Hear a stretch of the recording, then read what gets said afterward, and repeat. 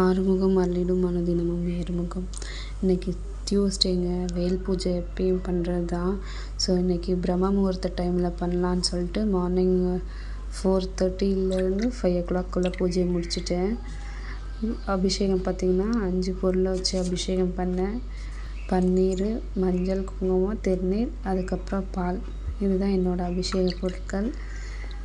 நல்லபடியாக பூஜையை முடிச்சிட்டேன். பாருங்கள் எப்படி இருக்குன்ட்டு கமெண்ட்டில் சொல்லுங்கள். நீங்கள் என்ன பொருளெல்லாம் வச்சு அபிஷேகம் பண்ணுவீங்கன்னு சொல்லிட்டு கமெண்ட்டில் சொல்லுங்கள். ஷேர் பண்ணுங்கள், சப்ஸ்கிரைப் பண்ணுங்கள், லைக் பண்ணுங்கள். தேங்க்யூ, பாய். உங்கள் தெய்வம் முருகனாக இருந்தால் நீங்கள் எப்படி இருப்பீர்கள் என்று தெரியுமா?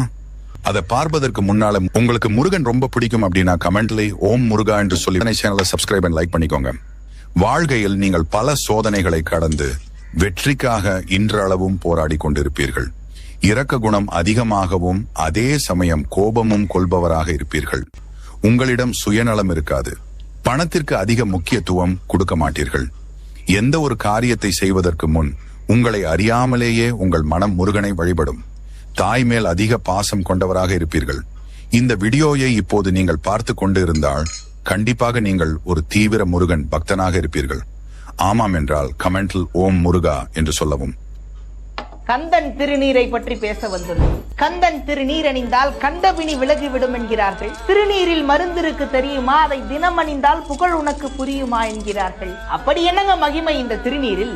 அருள்மணக்கும் ஐயனின் திருமருந்து, நல்ல அறிவு கண்ணை திறந்து வைக்கும் அருமருந்து, அன்பு வழியில் வாழ வைக்கும் அருமருந்து, நல்ல ஆசி எல்லாம் நமக்கு என்றும் தருமருந்து, கற்பனையில் கவிதை பாட செய்யும் மருந்து, பெருங்கல்வரையும் திருந்தி வாழ செய்யும் மருந்து, முன்வினை தந்த நோயெல்லாம் தீர்க்கும் மருந்து, நம் வாழ்வில் செல்வம் எல்லாம் சேர்க்கும் மருந்து. கடைசியில எல்லோருக்கும் விதித்தது சாம்பல் தான் என்று சொல்லாமல் சொல்வதுதான் இந்த திருநீர். ஐயன் திருநீர் மகத்துவத்தை அறிந்து கொள்வோம். முருகா என்று பெயர் சொல்லி தினமும் அணிந்து கொள்வோம். கந்தன் திருநீரை பற்றி பேச வந்துள்ளோம். முருகன் உங்களுக்கு துணையாக இருந்தா இந்த அறிகுறிகள் கண்டிப்பா வந்திருக்கும். முருகர் உங்களுக்கு துணையாக இருக்கிறார் என்றால் முதலில் அவரின் ஞாபகம் வந்து கொண்டே இருக்கும். எதற்கெடுத்தாலும் முருகா முருகா என்றும் ஓம் சரவணபவ என்றும் கூறுவீர்கள். முருகன் உங்களுக்கு